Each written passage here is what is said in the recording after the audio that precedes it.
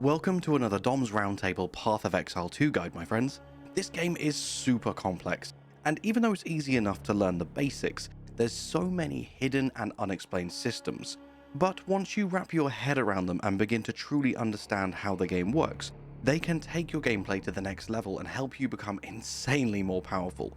And that is why I've created this mini-series of things you may not yet know about PoE 2. I've now got two characters in the endgame, and I've collated together what I believe to be the most important things that you may not yet know about Path of Exile 2. In the first part of this series, we cover topics like how to reveal all of the skills that are initially hidden to you to increase the power of your build exponentially, along with some of the best menu options to enable that are disabled by default, and even the specifics behind how the stun mechanic works. And today I've got 10 more very important tips to help you succeed at Path of Exile 2 that you might not yet know. The first tip I've got for you is all about Disenchanting, Salvaging and Reforging, and when you should use each of them. I'll start with Reforging because it's a very simple answer: never. You don't unlock this until Act 3, and in its current state it is abysmal. Never ever use this. So let me quickly talk you through why it's so bad. As stated, it destroys 3 similar items to be reforged as a new item, but there is no guarantee that that new item will be better in any way than any of the 3 it destroyed. Plus, it's very restrictive. So firstly, all 3 items need to be of the same quality, so they either all need to be rare, or all need to be magic, or all need to be uncommon. You cannot use different rarities. Next up, either all or none of them need to be corrupted. You cannot mix and match. And they all need to be the same type of item. And at first you may think, well, obviously, Dom, you can't like reforge a ring with a chest. No. What I mean, using scepters as an example, if you try to reforge 2 omen scepters with a rattling scepter, nah, they're different, mate. You need 3 omen scepters, you need 3 rattling scepters, you need 3 power scepters. They all have to be identical in every way. And there is no guarantee that the stats they'll be reforged to are any better than the stats you've destroyed. As an example, I used 3 staves. One of them had like plus 160 mana, and one had plus 90% spell damage. So I thought it would grab the best of both and combine them. In fact, the reforged item only gave me plus 80 mana and plus like 40 spell damage. Just stay away from this mechanic. At the moment, it appears to be abysmal. Now, for Salvaging and Disenchanting, both of these are fantastic, and I'll quickly talk you through now when you should and shouldn't use them. When you should salvage and when you should disenchant is far more straightforward. Firstly, for Disenchanting, most items this is magic rarity or below, so blue and white for the most part. When you disenchant them, will give you transmutation shards. But I would advise rarely doing this because you get so many orbs of transmutation throughout your playthroughs that you are rarely desperate for more. You obviously can if you completely run out of orbs of transmutation, but for the most part I would either just sell or salvage blues and whites, and I'll talk about when you can and should salvage them in just a second. However, for your yellow and above, that's your rare rarity, they will give you regal shards when disenchanted, and these are very sought after and very rare, especially until you get to the end game. So if you do find a yellow rarity rare item and you read the stats and you think that's not going to be good for this character or any of my alts, then disenchant it, because this will start building up your stash of regal shards. And you will need a lot of regal orbs in the late game when you're trying to really tailor your gear to your specific build. Now, the only other time you might not want to disenchant a rare item is if it has a lot of quality or a few gem slots on it. You can salvage gear with both rune sockets and quality for some very rare crafting materials. If a piece of gear has 2 rune sockets, you will get 2 artificer's shards, and with 10 of these, you can add a rune socket to a piece of gear of your choosing. Whilst salvaging gear with quality will grant you the corresponding currency depending on what it is you're salvaging, either a blacksmith's whetstone, an artificer's whetstone, or an armorer's scrap. And if you are disenchanting armor that has lots of quality, like 12 to 20%, you will get multiple of these currencies, not just the one. So you may think Disenchanting is better if you find a yellow item with 20% quality, but you'll still probably only get the one Regal Orb, whereas you might get 4 or 5 Whetstones or scrap. So if you do find rare items with sockets or quality, if they've only got the one socket and they've got a low level of quality, disenchant. However, if they've got multiple sockets or lots of quality, salvage. That's how I would do it. And then the only item type I haven't touched on is unique. I would say never ever get rid of these. Very, very rare items that at least one of your alts will probably use someday in the future. There are a few exceptions, there are a few garbage uniques out there, but this first tip has gone on far too long, and I really want to crack on with this video for you, so I won't waffle on about uniques too much as well. This next tip is all about skill combos. In this game, skill combos are highly encouraged. In fact, honestly, they are crucial. And when you think of a skill combo, I'm not just talking about synergizing multiple powerful skills from your class, I'm actually talking about incorporating skills from other classes as well. As you will know from my late game witch build that I released a few days ago, one of the most powerful abilities I'm using in that build actually comes from the sorceress class. Being able to combine things like the flaming skulls and flame wall with the gas clouds that my skeletal snipers can produce from their gas arrows. As you've seen, it deals tens of thousands of damage a second, and this is only possible by combining multiple skills from multiple classes.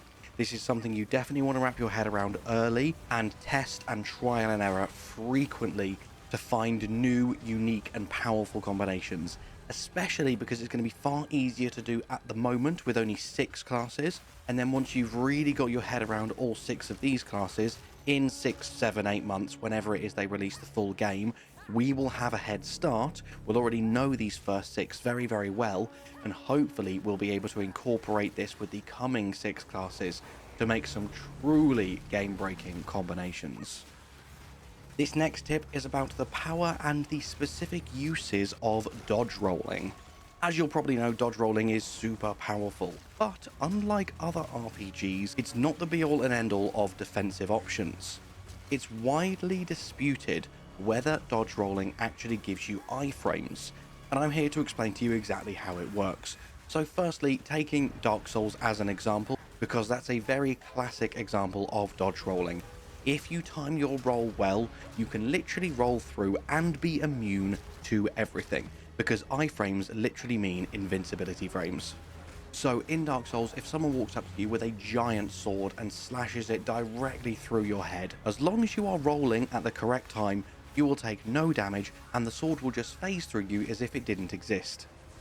And many people online believe that this applies for Path of Exile 2. And I'm here to tell you that's not quite the case. There are certain attacks where if you time it at the very start of the animation, it appears that dodge rolling is giving you invincibility frames. It isn't, however, you are just avoiding the attack. The reason we know this is because you are not immune to AoE, even if you time it perfectly and roll out at the very last second, absolutely perfect, nail the frame. In fact, all you are doing is literally dodging the attack.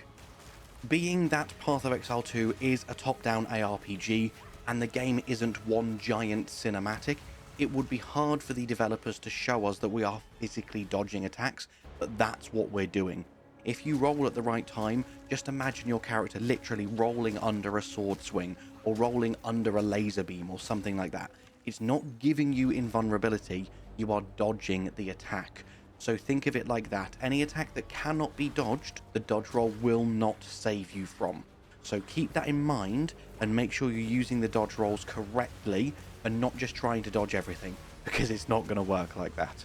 So for example, if there is a big AoE on the floor about to shoot out from under your feet, rather than trying to roll out, sometimes it's best to run out, because you do get that little speed boost from the initial roll, but then you slow down a lot as your character is getting back up from the ground, and sometimes simply running is going to be quicker and more efficient. The next thing you may not know is just how much better you can make the map look. If you go into options, there are a bunch of map related options, and the things I would advise doing are as follows. As you'll see here in the interface tab, you have got a bunch of options in relation to the map, and the two I would focus on are landscape and map transparency. If I bring up the map now to show you, you've got a bunch of optional fluff to just help the map feel a little bit more alive and realistic. But honestly, it can just potentially make things a little bit more confusing. So I turn that landscape transparency right down, and in tandem increase the map transparency so it is fully opaque. This way, even if I'm traversing some fairly cluttered terrain, I can clearly and visibly see the map at all times. Also, if you want, you could play around with the auto center function. I don't really like it. I like to set the map location myself and leave it there rather than having the game default it back to the center all the time. But just play around with these options along with other things like nameplates and zoom, and just tailor this to exactly what you want it to be. There is so much customization when it comes to the options in this game, and they're not just there for the fun of it. Some of them will genuinely truly enhance your gameplay experience. Next up, let's talk about unique and rare items. There are many very powerful items in Path of Exile 2, and quite a few of them won't start showing up until you hit a specific level requirement, especially when it comes to unique items. So this tip is kind of twofold. Firstly, I would advise trying to Google a list of unique items specific to your class, and you can see the level requirements so you know when they will start showing up. And next is knowing how to actually find these unique items along with powerful rare items. And there's actually a bunch of ways to do this. In no particular order, you have Orbs of Chance, which, as the name suggests, has a chance to make your item either unique or destroy it. This is the most risky way in the game to get a unique item.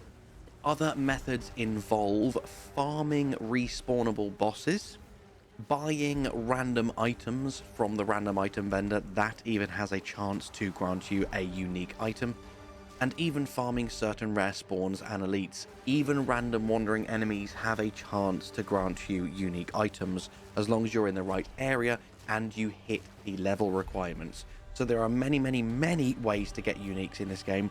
Some people will obviously be far luckier than others. Throughout the whole 150 hours or so that I've played so far, I've only had 2 uniques drop for me, and I have done a lot of farming. So unfortunately this is very luck based, but there are ways to manipulate it, such as by spending your money on random purchases and also Orbs of Chance. Next up, let's talk about respeccing. Put simply, respeccing gets more and more expensive as you level up. And in the late game, it honestly gets ridiculously, disgustingly expensive and can cost you hundreds of thousands to fully respec. So the first half of this tip is basically to try and have a build in mind before you hit around level 50, because this is where it starts to increase astronomically. Also, as a side note, if you do feel like you need to respec your entire build, especially if you're late on in the game, please note that you will have to unsocket your jewels before it will allow you to refund that particular node, and doing so will reset all the changes you've made up to that point. So make sure you go through and you remove all your jewels first, and don't do what I did, remove the jewel and then have to do it all over again. It may sound like a small thing, but my god, it will save you so much time knowing this in advance. If you do want to do a full respec, remove all your jewels first, or you're going to waste countless amounts of time having to manually unselect every single node multiple times. This next one is a very simple tip, but mind-blowing if you didn't know it was a thing. Obviously, different skill gems and different gear will grant you different abilities that you can then use. However, especially later on in the game, when you could potentially have 10 plus skills, it can be easy to forget about them. So if you have more skills than you do skill slots available on your controller or your keyboard shortcuts, all you need to do is just select one of them and it will bring up a menu and show you all of the skills you have available to you to assign. And using this is a great way to remember to assign all of your skills and to just double check and make sure that they're assigned in a way that makes the most sense to you. On the keyboard, it's really handy that you can hold control and you have 4 more than available to you. And you can use this to have more than 10 skills assigned at any one time. Just make sure you go through and check this occasionally so that you're not missing any vital skills that you've equipped and then forgotten about. This next tip is all about stash tabs and exactly how much you can do with them. Especially if you decide to purchase extra stash tabs, the combinations of what you can do are limitless, and it makes inventory management in the late game, especially with multiple alts, so much easier. Obviously, one of the most basic things you can do is rename them, which is really helpful if you decide to purchase dozens. Unfortunately, I can't show you the full extent here, because for some reason I still haven't received the $100 supporter pack that I purchased. I've got a support ticket raised. Hopefully they'll get that sorted soon. It's been about a week so far. I really hoped I would have it ready for this video so I could show you what you can do when you have 10 plus tabs. But just as a couple of quick examples, as you can see here, I've got certain tabs assigned to my upgrade mats, my rare items, my unique items. And on top of that, if you right click here, you can assign certain tabs to certain items. And this really helps when you do have a dozen tabs, because then when you drop items in from your inventory, it will automatically be allocated to that specific tab. And then what's even better, if you do hoard dozens and dozens of equipment like I do, you can even use this search bar down here to search for specific equipment. If you're looking for something that's going to increase your spell damage or something that's going to increase your dexterity, you can do that by using the search bar down here, which is just an absolutely fantastic addition, I think. Next up, let's talk about keywords. There are so many keywords in Path of Exile 2, and watching a guide talking you through them all can sometimes be even more confusing. And what you actually need to do is hold Alt on your keyboard or whatever the appropriate controller keybind is and read the keywords individually as and when you come across them, rather than trying to take in every single thing all at once by watching a video that just describes every single keyword to you. As you get a new skill or a new support gem or a new piece of gear that deals with a new keyword that you're unfamiliar with, you can use this function to highlight it and really familiarize yourself with it. And on the keyboard, at least, whilst you're holding Alt, you can then left click in that keyword on another keyword to bring up a sub menu, and you can just keep going and keep going and keep going until you have full grasp of that particular effect by bringing up sub menu after tab after tab after tab. Just obviously remember to close them all down again afterwards, or you might get a little bit overwhelmed with the amount of additional screens you've just brought up.